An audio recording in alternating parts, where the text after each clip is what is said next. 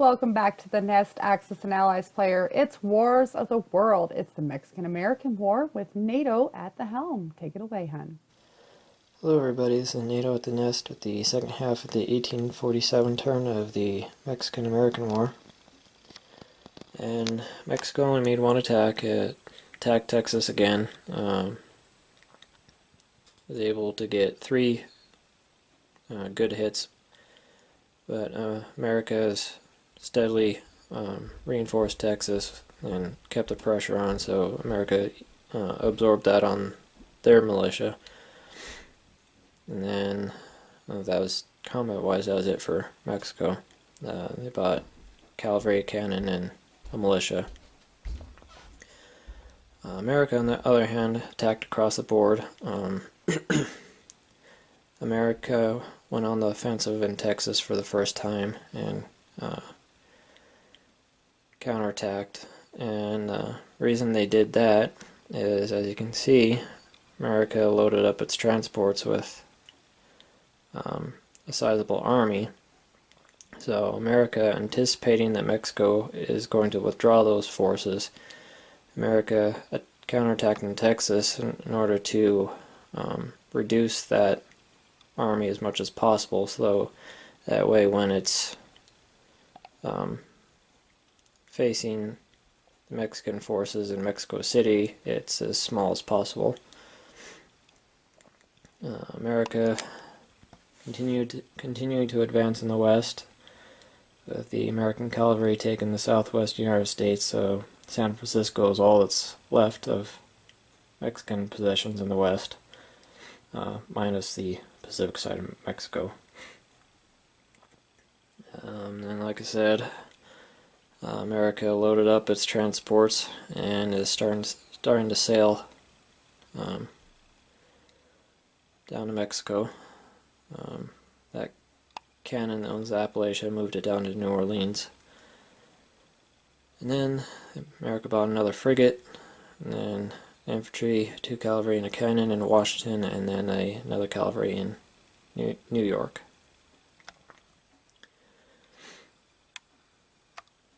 And then 2 militia and another cannon in Texas and 2 militia in Texas, just on the off chance that that doesn't retreat. And then a militia in the Great Plains and the western states. And that was it for the turn. So we'll come back with 1848 and the last turn of the scenario. So next video will be the end of the war, and we'll count up the points and see who won. So we'll see you then.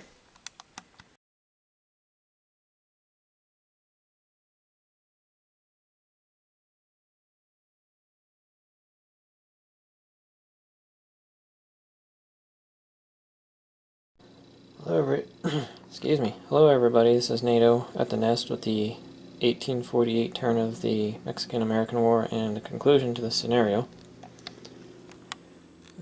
Mexico, as predicted, retreated from Texas to reinforce its capital, and then didn't attack anywhere, just bought nothing but militia to reinforce everything, all of its remaining territories. And so then America came down from Texas and attacked the capital, as well as landed those troops that are on those transports right there, and conducted what was the single largest battle of the scenario. And America was unable to defeat the Mexican forces, at least in one roll of the dice. If the fight was allowed to continue, it would probably result in an American victory just through numbers and better firepower. Anyways, the capital is contested, and then in the west, the American cavalry attacked San Francisco, and once again wasn't able to take the territory in one roll of the dice. And that was it for the attacks, and that was it for the scenario. So the final score was Mexico ends the turn with 2 points and America ends the turn with 4 points. So America has won the Mexican-American War. So what that means is Mexico is going to be reduced to its modern day borders, and America is going to extend itself to its current day borders minus Alaska and Hawaii. Alaska is still owned by Russia right now, and America hasn't quote unquote discovered Hawaii yet. It's been discovered, but that's much later down the road. So what that means going forward is there will be an American Civil War, and we'll get into that, the specifics of how the Mexican War directly influenced the Civil War once we get to that scenario. That scenario is 2 scenarios down the road.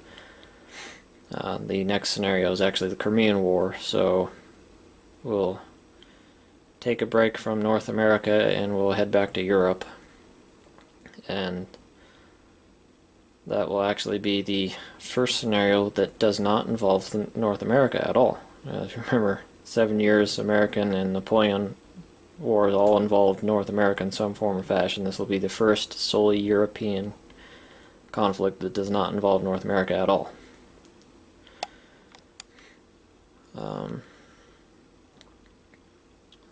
Winning strategies.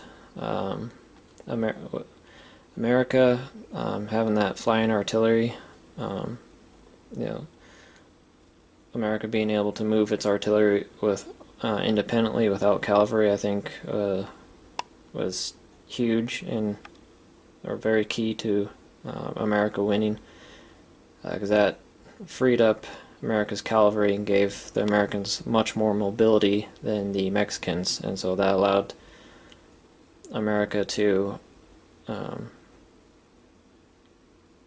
attack both the West and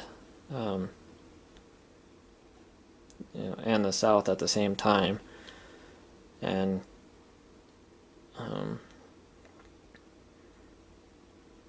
then America keeping sufficient forces in Texas to be a consistent threat, forcing Mexico to spend the vast majority of its resources into fighting Texas, and not able to really reinforce the West, hardly any. I think played a big part in America being able to win the scenario. Mexico,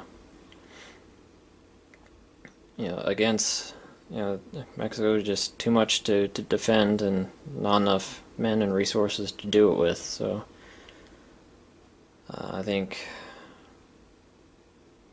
against a very aggressive American player that knows what he's doing, I don't think there's really much Mexico can do, aside from just hope the dice roll their way.